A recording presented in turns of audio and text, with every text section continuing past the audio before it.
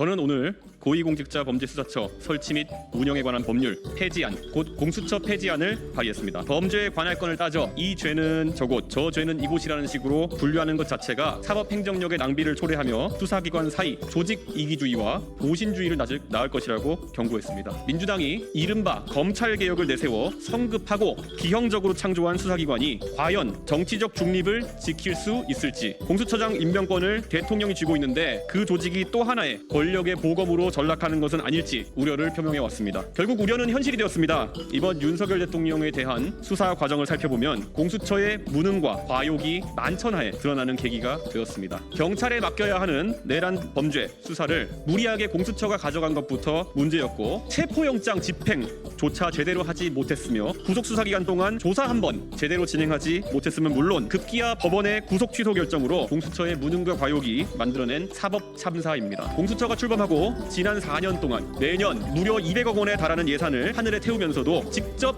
기소한 사건이 5건밖에 되지 않습니다. 그 가운데 2심까지 유죄 판결을 받은 사건은 단 한 건에 불과합니다. 고위공직자 범죄 수사처가 아니라 사실상 고위공직자 범죄 보호처가 된 것입니다. 우리가 왜 이렇게 무능하고 비효율적인 수사기관을 탄생시켰고 유지해야 하는 것인지, 무능한 공수처를 탄생시켜 국가 예산을 탕진하고 사법 불신을 초래한 민주당과 이른바 진보 진영도 깊이 반성하고 마땅한 책임을 져야 할 것입니다. 수사권의 혼란만 초래하는 공수처는 고쳐 쓸 수 없고 폐지하는 것만이 정답입니다.